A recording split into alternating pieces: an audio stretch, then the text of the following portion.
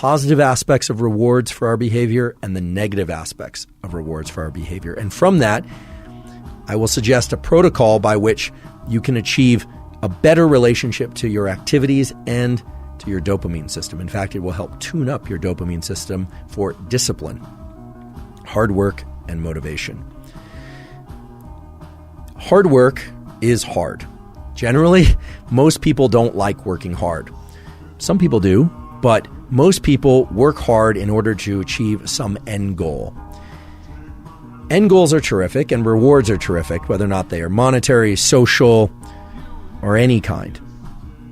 However, because of the way that dopamine relates to our perception of time, working hard at something for sake of a reward that comes afterward can make the hard work much more challenging and make us much less likely to lean into hard work in the future. Let me give you a couple examples by way of data and experiments. There's a classic experiment done actually at Stanford many years ago in which children in nursery school and kindergarten drew pictures. And they drew pictures because they like to draw. The researchers took kids that like to draw and they started giving them a reward for drawing. The reward generally was a gold star or something that a young child would find rewarding. Then they stopped giving them the gold star, and what they found is the children had a much lower tendency to draw on their own. No reward. Now, remember, this was an activity that prior to receiving a reward, the children intrinsically enjoyed and selected to do. No one was telling them to draw. What this relates to is so-called intrinsic versus extrinsic reinforcement. When we receive rewards, even if we give ourselves rewards for something, we tend to associate less pleasure with the actual activity itself that evoked the reward. Now, that might seem counterintuitive, but that's just the way that these dopaminergic circuits work. And now understanding these peaks and baselines in dopamine, which I won't review again, this should make sense.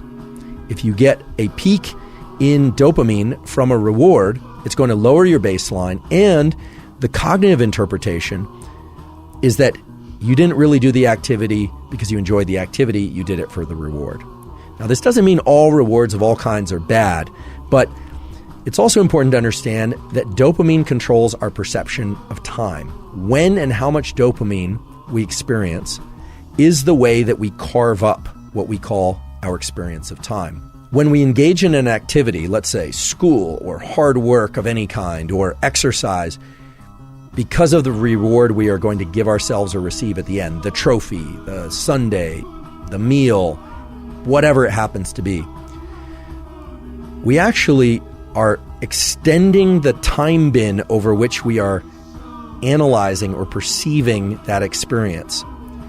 And because the reward comes at the end, we start to dissociate the neural circuits for dopamine and reward that would have normally been active during the activity.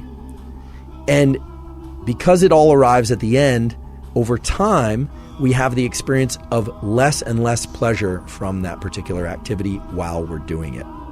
Now, this is the antithesis of growth mindset. My colleague at Stanford, Carol Dweck, as many of you know, has come up with this incredible theory and principle, and it actually goes beyond theory and principle, called growth mindset, which is this striving to be better, to be in this mindset of I'm not there yet, but striving itself is the end goal.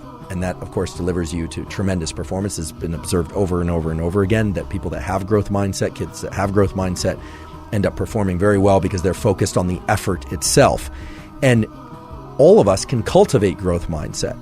The neural mechanism of cultivating growth mindset involves learning to access the rewards from effort and doing. And that's hard to do because you have to engage this prefrontal component of the mesolimbic circuit. You have to tell yourself, okay, this effort is great. This effort is pleasurable, even though you might actually be in a state of physical pain from the exercise, or I can recall this from college, just feeling like I wanted to get up from my desk, but forcing myself to study, forcing myself. What you find over time is that you can start to associate a dopamine release. You can evoke dopamine release from the friction and the challenge that you happen to be in. you completely eliminate the ability to generate those circuits and the rewarding process of being able to reward friction while in effort if you are focused only on the goal that comes at the end, because of the way that dopamine marks time. So if you say, oh, I'm going to do this very hard thing and I'm going to push and push and push and push for that end goal that comes later, not only do you enjoy the process of what you're doing less, you actually make it more painful while you're engaging in it. You make yourself less efficient at it, because if you were able to access dopamine while in effort, dopamine has all these incredible properties of increasing the amount of energy in our body and in our mind, our ability to focus by way of dopamine's conversion into epinephrine. But also, you are undermining your ability to lean back into that activity the next time. The next time you need twice as much coffee and 3 times as much loud music and 4 times as much energy drink and the social connection just to get out the door in order to do the run or to study.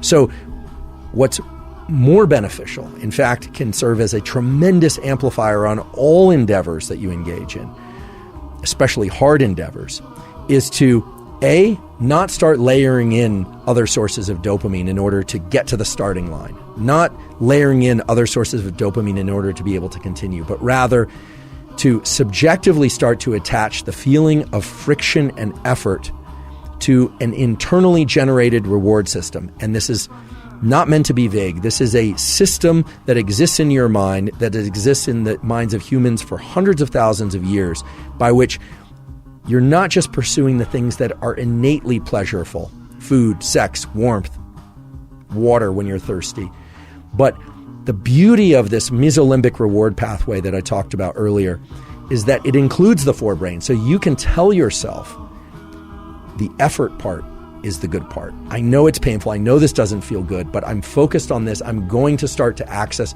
the reward. You will find the rewards, meaning the dopamine release inside of effort, if you repeat this over and over again. And what's beautiful about it is that it starts to become reflexive for all types of effort. When we focus only on the trophy, only on the grade, only on the win as the reward, you undermine that entire process. So how do you do this? You do this in those moments of the most intense friction. You tell yourself, this is very painful, and because it's painful, it will evoke an increase in dopamine release later, meaning it will increase my baseline in dopamine.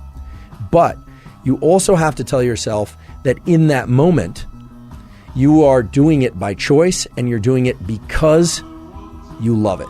And I know that sounds like lying to yourself, and in some ways it is lying to yourself, but it's lying to yourself in the context of a truth, which is that you want it to feel better. You want it to feel even pleasurable.